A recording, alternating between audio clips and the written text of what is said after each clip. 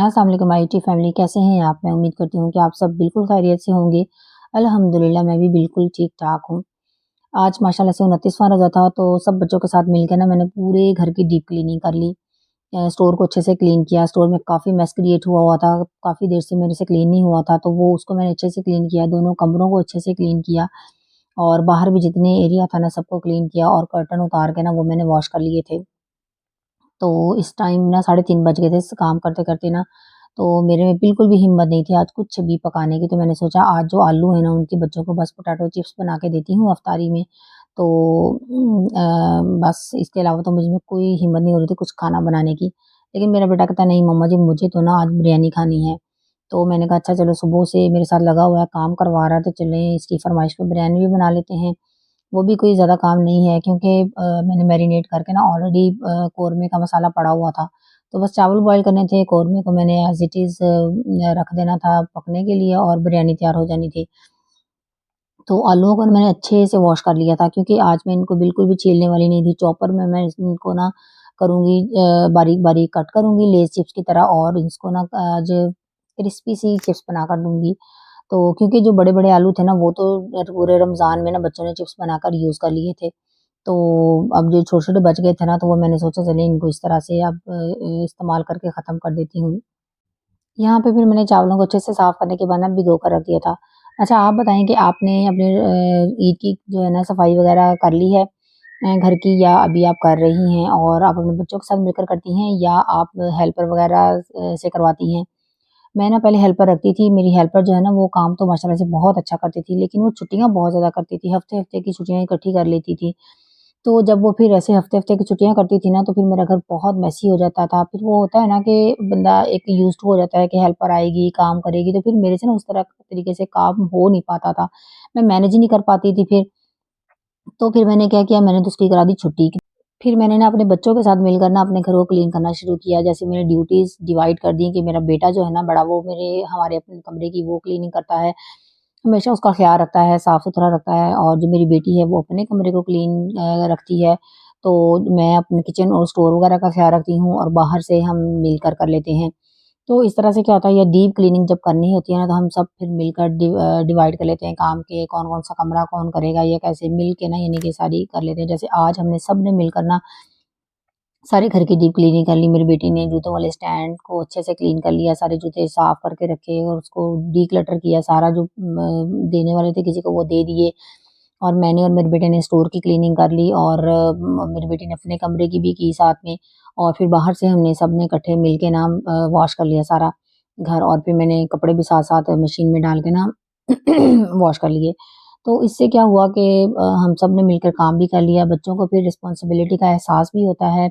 इससे मुझे बहुत ज़्यादा फ़ायदा हुआ, यकीन करें बच्चों को भी पता चलता है कि हमने कैसे कामों को मैनेज करना है, रिस्पॉन्सिबिलिटी आती है बच्चों में।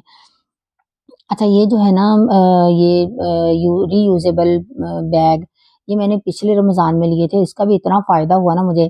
इस रमज़ान में भी मैं इनको ना इस्तेमाल किया और अब फिर मैं इनको इस्तेमाल करके वॉश करके ना अच्छे से इस तरह से, तो ड्राई करके इसको मैं फिर रख लेती हूँ और ये इतने अच्छे रहते हैं ना, तो जब आप अच्छी क्वालिटी के अच्छे ले लेते हैं ना एक दफ़ा तो ये 2 3-4 दफ़ा आराम से मेरे हिसाब से यूज़ हो जाते हैं। ये पिछले रमज़ान में मैंने इस्तेमाल किया और इस दफ़ा फिर मैंने इस्तेमाल किया। अब मैं इनको अच्छे से क्लीन करके ना वॉश करके ड्राई करने के बाद फिर रख दूँगी और बीच में भी कभी यूज़ हो जाते हैं कोई चीज़ें फ्रोज़न करने के लिए और लेकिन रमज़ान में क्योंकि ज़्यादा इस्तेमाल होते हैं, तो इस वज़ह से ये काफ़ी स्टर्डी रहते हैं। अच्छा ये जो चॉपर है ना, ये भी मेरे किचन में बहुत काम आता है। अगर आप इस बार अपनी ईदी को अच्छी जगह पे इस्तेमाल करना चाहती हैं ना, ताकि आपको फ़ायदा हो, तो आप ये वाला चॉपर ले सकती हैं।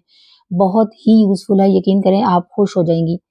तो हम औरतों को ना आदत होती है कि हम इतने कपड़े खरीदती हैं, इतने कपड़े खरीदती हैं, अलमारी खोलती हैं ना, कपड़े बाहर को गिर रहे होते हैं, लेकिन जब कहीं जाना होता है ना, तो हमें पहनने को नहीं मिलता। तो बजाय इसके कि हम अलमारियाँ भर लें फालतू कपड़े परचेज़ कर कर के, तो इस तरह के जो यूज़फुल गैजेट्स हैं ना किचन के जो काम को आसान बनाएँ, वो ज़रूर हमें लेने चाहिए। मैं तो गैजेट्स पे ना बहुत ज़्यादा ना पैसे खर्च करती हूँ। अच्छा मैं हर दफ़ा ना अपनी ईदी से कोई ना कोई यूज़फुल गैजेट जो मेरी विश लिस्ट में होता है, वो किचन में ऐड करती हूँ। ये तो वैसे मेरे भाई ने माशाल्लाह से गिफ्ट दिया था मुझे 2 साल हो गए हैं और इस दफ़ा मैंने अपनी ईदी में कौन-सा गैजेट खरीदा है, अगर आप मुझे कमेंट करके बताएँगी तो मैं आपको आपके साथ ज़रूर शेयर करूँगी। अच्छा जी, अच्छा इस चॉपर में ना आप स्लाइस में भी कट कर सकती हैं, बारीक स्लाइस में भी कट कर सकती हैं, मोटा स्लाइस भी कट कर सकती हैं, अगर किसी वेजिटेबल को आपने मोटा कट करना है या कद्दूकश बारीक भी कर सकती हैं, मोटा भी कर सकती हैं और इसमें आप कीमा भी बना सकती हैं। बहुत सी इसके फंक्शंस हैं, अगर आप ये ले लेंगी ना, आप यकीन करें अगर आप ईदी इस दफ़ा इस चॉपर पे अपने खर्च करती हैं ना, तो आप खुश होंगी, आपको बड़ी खुशी होगी कि आपने एक अच्छा यूज़फुल गैजेट अपने किचन में ऐड किया है, जो कि यूज़फुल भी है और फंक्शनल भी है। अच्छा जी, तो आलूओं को मैंने बारीक-बारीक स्लाइस कट कर लिया था, तो और फिर मैंने इसकी बच्चों को चिप्स बना दी थी और साथ ही जो मैंने कोरमा मेरा पड़ा हुआ था ना, कोरमे का 1 पैकेट पड़ा हुआ था।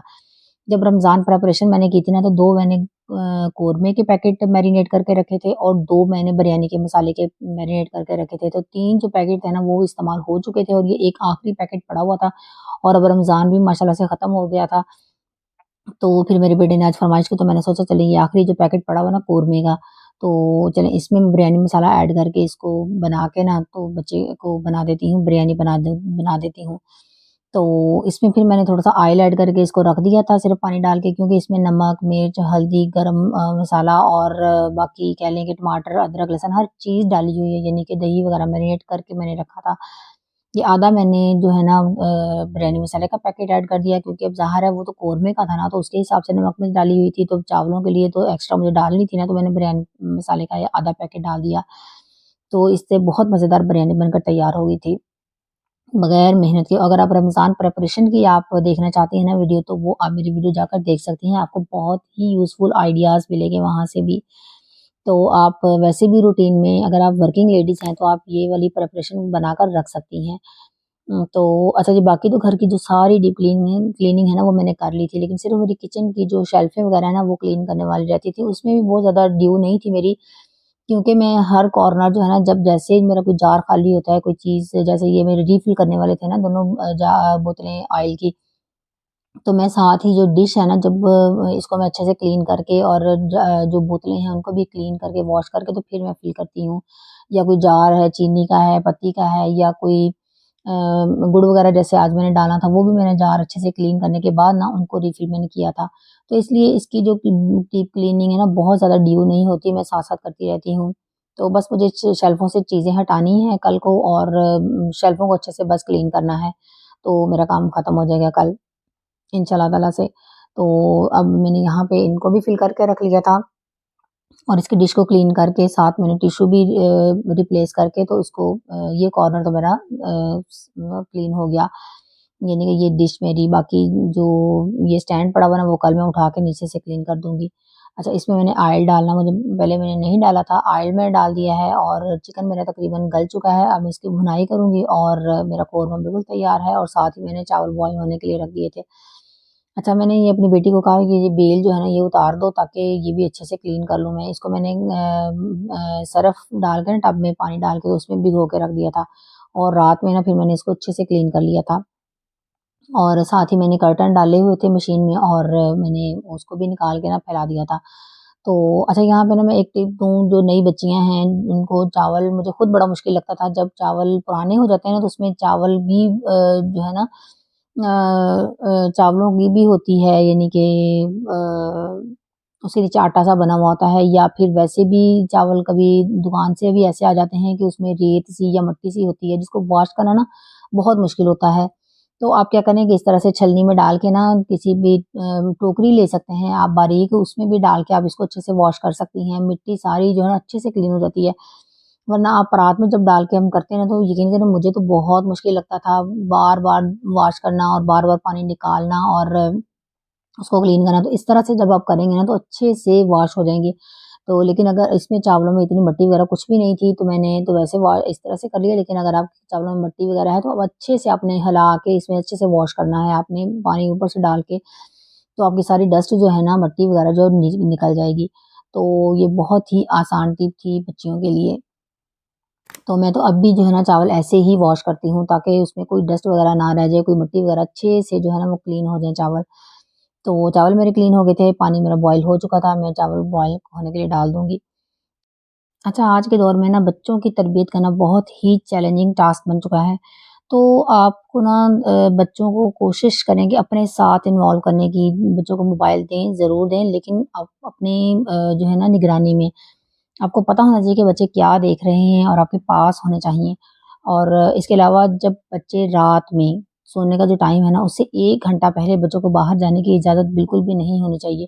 वो 1 घंटा जो है ना, वो आप अपने साथ इन्वॉल्व करके रखें बच्चों को किसी न किसी भी एक्टिविटी में। जैसे आज मैं बहुत थक भी चुकी थी ना, लेकिन फिर भी मेरे बच्चे जो है ना, मैंने बच्चों को इजाज़त नहीं है कि रात में 8 बजे से के बाद यानी कि 7 बजे के बाद घर से बाहर रहने की। बाहर क्या रहने की, हम जॉइंट फैमिली में सिस्टम में रहते हैं, तो बच्चे नीचे भी चले जाते हैं, आस-पास कज़िन्स के साथ कहीं, हमारी शॉप है, वहाँ पे भी चले जाते हैं बाहर। तो यानी कि उन्हें 7 बजे के बाद इजाज़त नहीं है कि वो कहीं पे भी बैठें या नीचे जाएँ या किसी के कमरे में भी जाकर बैठें। तो मैं कोशिश करती हूँ कि मेरे बच्चे मेरे पास रहें, मेरे साथ इन्वॉल्व रहें किसी भी एक्टिविटी में। जैसे मैं आज बहुत थक भी चुकी थी ना, तो मेरे बच्चे मेरे पास थे।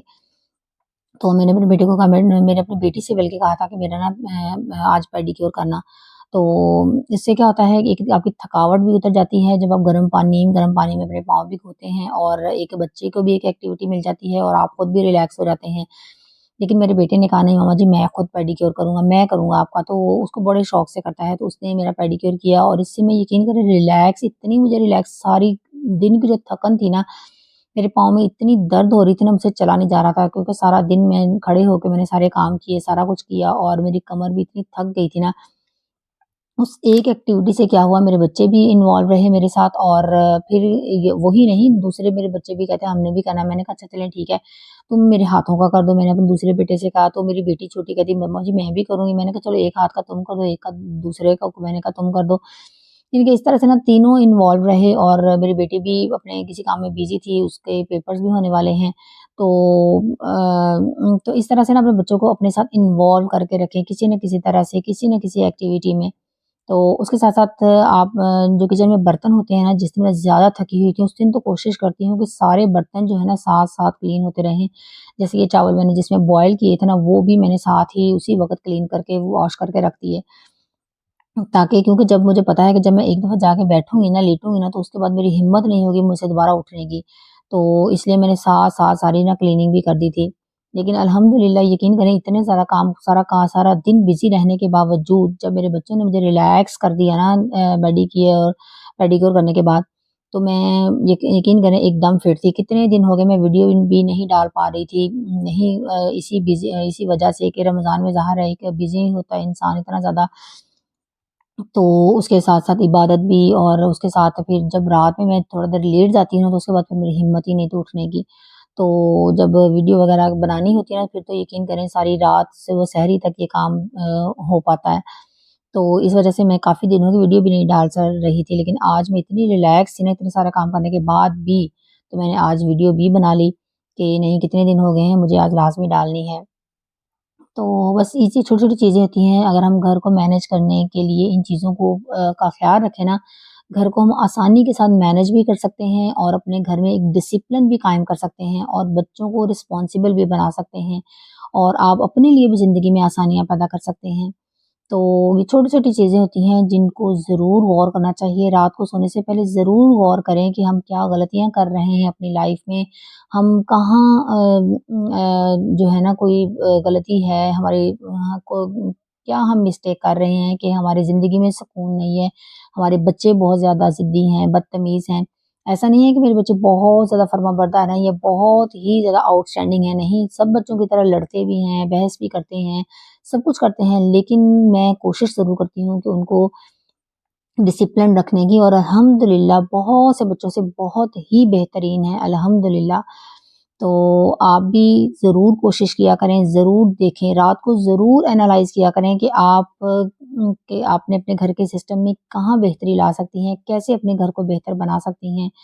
तो हम पेरेंट्स जो है ना, ख़ास तौर पर जो हम मदर्स हैं, हमें अपने घर को चलाने के लिए, अपने घर में असूल बनाने के लिए बहुत मेहनत करनी पड़ती है। अगर हम सिर्फ़ मोबाइल पे ही बैठे रहेंगे, मोबाइल को ही बिला वजह बगैर ज़रूरत के यूज़ करते रहेंगे ना, तो हम अपने घरों को इग्नोर कर रहे होते हैं। बहुत सी चीज़ें जो है ना वो लीनिएंट यानी कि हम अपने बच्चों को इग्नोर कर रहे होते हैं, अपनी ज़िम्मेदारियों से हट रहे होते हैं। तो इसलिए मोबाइल का आप खुद भी एक टाइम रखें कि इस टाइम पे ही मुझे 1 घंटे के लिए या आधे घंटे के लिए ही अपने आप को रिफ्रेश करने के लिए देखना है। ऐसा नहीं है कि जब मोबाइल देखने बैठे घंटों हम उसी को लेकर बैठे रहें। तो यहाँ पे मेरी बेटी जो है ना वो बना रही थी खीरा कट कर रही थी और जब मैं फिर फ़ारिग होने के बाद एंड पे इशा की नमाज़ पढ़ने के लिए कि वॉशरूम में आई ना तो ये बेल मुझे नज़र आ गई भिगोई हुई मेरी बेटी ने। तो मैंने सोचा अच्छा नमाज़ से पहले ना मैं इसको अच्छे से वॉश कर देती हूँ और फिर मैंने इसको ना ब्रश के साथ अच्छे से क्लीन कर लिया और एंड में मैं थोड़ा-सा क्लिप शेयर करूँगी जहाँ मेरे बच्चों ने मेरा मेडिक्योर और पेडिक्योर किया। और अल्हम्दुलिल्लाह अल्लाह ताला सब बच्चों को नेक हिदायत दे और माँ-बाप का फर्माबरदार बनाए और हमें भी अपने बच्चों की अच्छी तरबियत करने की तौफ़ीक अता फ़रमाए। और इस रमज़ान में मुझे भी अपनी जो है ना दुआओं में ज़रूर याद रखिएगा और कल लास्ट आज यानी कि जब आप देखेंगे तो लास्ट रोज़ा होगा तो मेरे लिए भी ज़रूर दुआ कीजिएगा और अल्लाह ताला हम सबको अपने बच्चों की अच्छी तरबियत करने की तौफ़ीक अता फ़रमाए और हमारी ज़िंदगी में आसानियाँ पैदा करे। तो उम्मीद है कि आपको आज का व्लॉग पसंद आया होगा। अच्छा लगा तो वीडियो को शेयर ज़रूर कीजिएगा, लाइक ज़रूर कीजिएगा और अगर आप मेरे चैनल पर न्यू हैं तो सब्सक्राइब करना मत भूलिएगा। मिलते हैं नेक्स्ट व्लॉग में तब तक के लिए अल्लाह हाफ़िज़।